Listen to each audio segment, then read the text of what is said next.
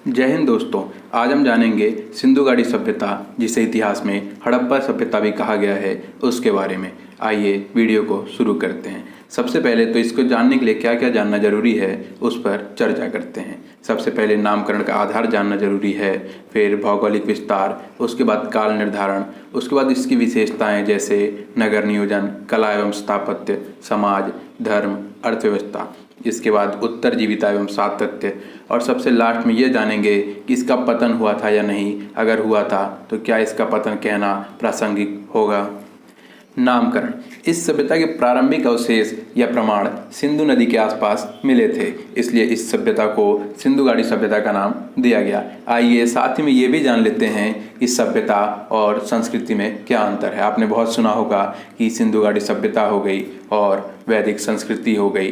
तो आइए जानते हैं। सभ्यता जो है वो टेंजिबल होती है, जिसे हम छू सकते हैं, जिसका डायमेंशन होता है, और वहीं संस्कृति जो है वो इनटेंजिबल होती है, जैसे कल्चर, जिसे हम छू नहीं सकते, जैसे हो गया खाना पीना रहना। बाद में जब इस सभ्यता का क्षेत्र विस्तार होता गया और इसका क्षेत्र विस्तार बहुत ही व्यापक हो गया, ये केवल सिंधु नदी के आसपास तक ही सीमित नहीं रहा, तब इसका नामकरण पुरातत्विक विद्वानों द्वारा दोबारा पुरातत्विक प्रणाली के आधार पर किया गया। इसका पहला प्रमाण हड़प्पा या हड़प्पा बस्तियां मिली थी, इसलिए इसे हड़प्पा सभ्यता का नाम दिया गया। 1921 में दयाराम साहनी, रखालदास बनर्जी ने हड़प्पा सभ्यता की खुदाई की थी।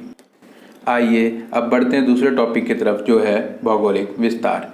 इसका चौतरफा भौगोलिक विस्तार हुआ था, उत्तर में भी, दक्षिण में भी, पूर्व में भी और पश्चिम में भी।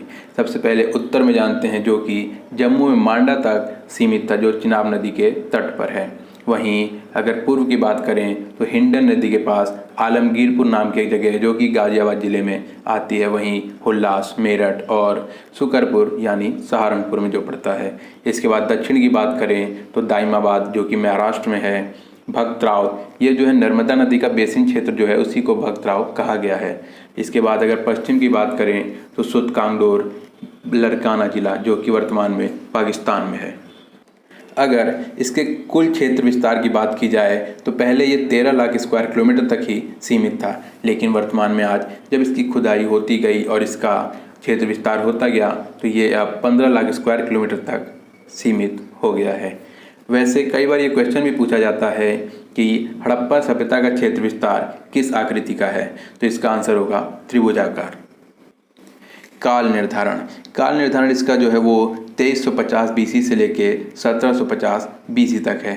बीसी यानी ईसा पूर्व होता है। और जो इसका काल निर्धारण किया गया है वो कार्बन डेटिंग के मेथड के द्वारा किया गया है, डॉक्टर अग्रवाल द्वारा।